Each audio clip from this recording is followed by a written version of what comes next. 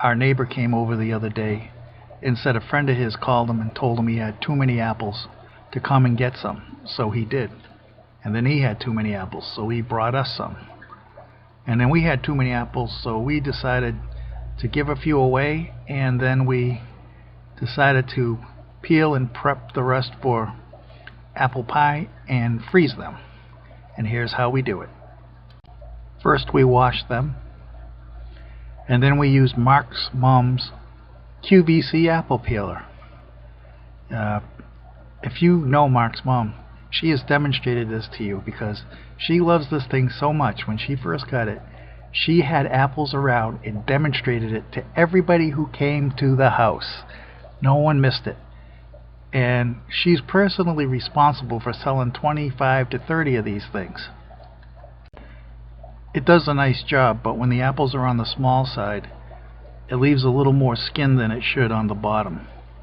So after you pull them off, we just take a peeler and remove the extra skin. Alright, the next thing we do is core and slice them, and we use this apple corer slicer to do it. And after we cut all the apples with that, we take a 1-gallon Ziploc freezer bag and stick it inside the size pie plate we want to make our apple pie in, and then trim all the individual apple pieces to the size we want and cut off any bad spots and throw them in the bag.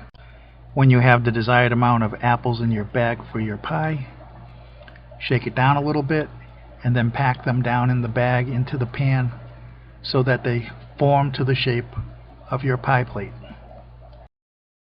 Next we take a straw and stick it in the corner of the bag and slide the Ziploc right over against it, and then suck the air out and finish closing the Ziploc.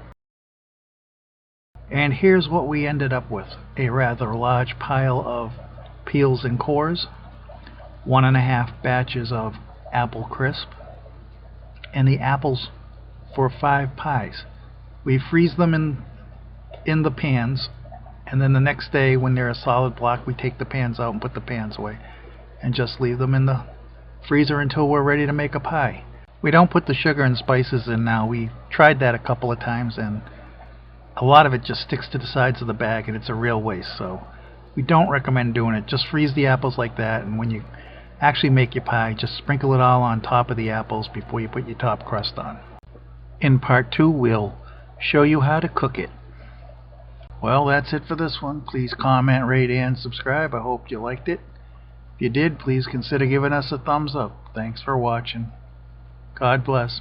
Bye. Want a little more emotion, Matt? Ow, I cut myself.